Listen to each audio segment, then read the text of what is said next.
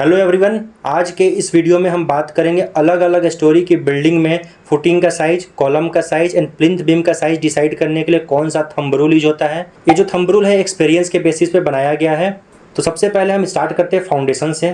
Foundation में हमें depth of footing decide करने के लिए मल्टीपल फैक्टर को कंसीडर करना पड़ता है जनरली, जिसमें सॉइल टाइप और उसकी बेयरिंग कैपेसिटी क्या है, स्ट्रक्चरल लोड कितना आ रहा है, दो कॉलम के बीच की स्पेसिंग क्या रखनी है, किस टाइप का बिल्डिंग है, रेसिडेंशियल है या कॉमर्शियल बिल्डिंग है, वहाँ पे कौन सा अर्थक्वेक जोन है और कौन से ग्रेड का कंक्रीट एंड स्टील यूज हो रहा है। ये सारे फैक्टर को कंसीडर करना पड़ता है। हम यहाँ पे रेसिडेंशियल बिल्डिंग के बारे में बात करेंगे और यह मान के चल रहे हैं कि सॉइल जो है उसकी बियरिंग कैपेसिटी इतनी है कि वो आसानी से लोड को बियर कर सके।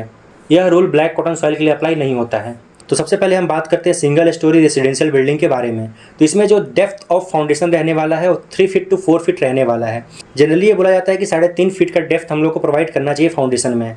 अगर फुटिंग साइज के बारे में बात करें तो 4 फीट बाई 4 फीट का फुटिंग जनरली होना चाहिए ताकि ये आसानी से लोड को ट्रांसफर कर सके। इसमें सिंगल मेश यूज होगा और सिंगल मेश में जो रेनफोर्समेंट यूज होगा वो 10 mm डायमीटर का होगा और वो 6 इंच के स्पेसिंग पे प्रोवाइड किया जाएगा। अगर हम सिंगल स्टोरी में कॉलम साइज के बारे में बात करें तो जनरली 9 इंच बाई 9 इंच का कॉलम प्रोवाइड कर सकते हैं हम लोग। और इसमें जो दो कॉलम के बीच का डिस्टेंस होगा वो 10 से 15 फीट का होना चाहिए। अगर स्टील के बारे में बात करें तो 4 नंबर ऑफ 12 mm डायमीटर के बाल लगाने चाहिए।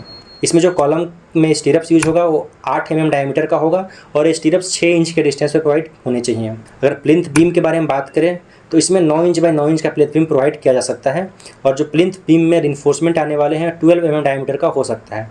इसमें भी स्टीरप्स 8 mm डायमीटर का 6 इंच के डिस्टेंस पे प्रोवाइड करना चाहिए। अब हम बात करने वाले हैं ग्राउंड प्लस 1 फ्लोर के बारे में। इसको G+1 भी बोला जाता है।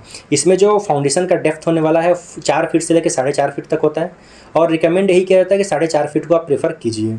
वहीं अगर साइज ऑफ फुटिंग के बारे में बात करें तो 4 फीट बाई 4 फीट एटलीस्ट आपको रखना चाहिए।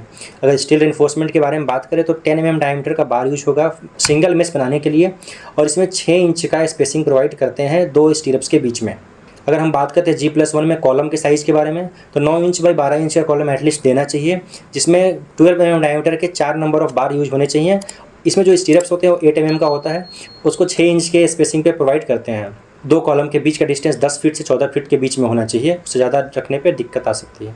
वहीं अगर प्लिंथ बीम के बारे में बात करें G+1 बिल्डिंग में तो 9 इंच बाई 12 इंच का प्लिंथ बीम प्रोवाइड करते हैं और इसमें जो स्टीरप्स यूज होता है वो 8 mm डायमीटर का होता है और 6 इंच के डिस्टेंस पे प्रोवाइड किया जाता है। अब हम बात करने वाले हैं ग्राउंड प्लस 2 फ्लोर मतलब G+2 बिल्डिंग के बारे में। तो इसमें जो डेप्थ ऑफ फाउंडेशन रहता है वो 4.5 से 5.5 फीट का रहता है। रिकमेंड यही किया जाता है कि 5.5 फीट का आप फाउंडेशन प्रेफर कीजिए। इसमें जो साइज ऑफ फुटिंग रहने वाला है 5 फीट बाई 5 फीट का रहेगा और इसमें जो मेश होगा वो सिंगल मेश भी हो सकता है, डबल मेश भी हो सकता है। ज़्यादा सेफ्टी के लिए आप डबल मेश प्रेफर कीजिए। अगर हम रीइंफोर्समेंट के बारे में बात करते हैं तो 12 mm डायमीटर का रीइंफोर्समेंट प्रोवाइड करना चाहिए, जिसकी स्पेसिंग 150 mm या फिर 6 इंच होनी चाहिए। अगर G+2 में कॉलम के बारे में बात करें तो 12 इंच बाई 12 इंच या फिर 1 फीट बाई 1 फीट का कॉलम प्रोवाइड करना चाहिए। इसमें जनरली 6 नंबर ऑफ बार्स देने चाहिए 12 mm डायमीटर के।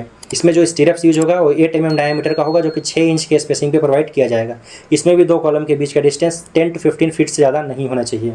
इसमें जो प्लिंथ बीम का साइज होगा वो 9 इंच बाई 12 इंच का होगा और इसमें जो रेनफोर्समेंट यूज होगा 16 mm डायमीटर का यूज करेंगे और जो हमारा स्टीरप्स होगा 8 mm डायमीटर का यूज होगा और 6 इंच की स्पेसिंग प्रोवाइड करेंगे दो स्टीरप्स के बीच में। और हम बात करने वाले हैं G+3 बिल्डिंग के बारे में। G+3 मतलब ग्राउंड प्लस 3 फ्लोर। इसमें अगर पॉसिबिलिटी हो तो पहले आप स्ट्रक्चरल इंजीनियर से कंसल्ट करें, क्योंकि इसमें लोड जो आने वाला है काफ़ी हैवी होने वाला है। इसमें जो रिकमेंडेड डेप्थ है फाउंडेशन की वो 6 फीट से 7 फीट का होना चाहिए, बट जनरली 6.5 फीट का आप प्रेफर कर सकते हैं। इसमें जो फुटिंग का साइज है वो 6 फीट बाई 6 फीट का होना चाहिए।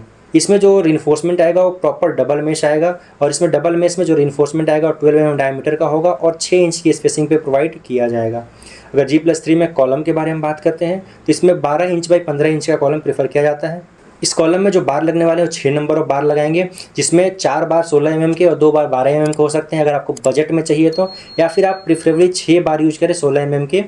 इसमें जो स्टीरप्स आने वाले हैं सेम 8 mm का या फिर 10 mm का आप यूज कर सकते हैं और इसमें जो स्पेसिंग आएगा वो 6 इंच का रखा जाएगा। अगर हम बात करते हैं प्लिंथ बीम के बारे में तो G+3 बिल्डिंग में 9 इंच बाई 12 इंच का प्लिंथ बीम आप प्रोवाइड कर सकते हैं। इसमें 6 बार जनरली प्रोवाइड करना चाहिए सेफ्टी पर्पज़ से। 6 बार में 16 mm का बार यूज हो सकता है या फिर 4 बार 16 mm का और 2 बार 12 mm का यूज हो सकता है। इसमें भी जो स्टीरप्स होगा 8 या फिर 10 mm का आप यूज कर सकते हैं और जो स्पेसिंग होगी स्टीरप्स की वो 6 इंच की ही रहेगी। G+3 के बाद लास्ट में हम G+4 के बारे में बात करने वाले हैं। इसमें अगर स्ट्रक्चरल लोड ज़्यादा हो तो कंसल्ट करें स्ट्रक्चरल इंजीनियर को।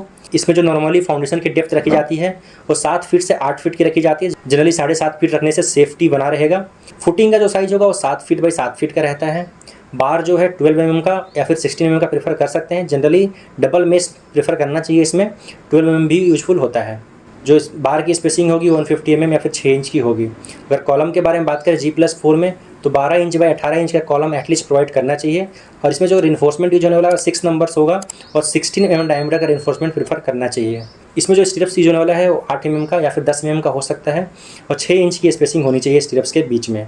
अगर हम G+4 में प्लिंथ बीम के बारे में बात करें तो इसमें 9 इंच बाई 12 इंच का जनरली प्रेफर किया जाता है या फिर 9 इंच बाई 15 इंच का प्रेफर कर सकते हैं। इसमें 6 बार यूज होते हैं 16 mm डायमीटर के। इसमें 8 mm का स्टिरप्स यूज होता है 150 mm के स्पेसिंग या फिर 6 इंच के स्पेसिंग पे।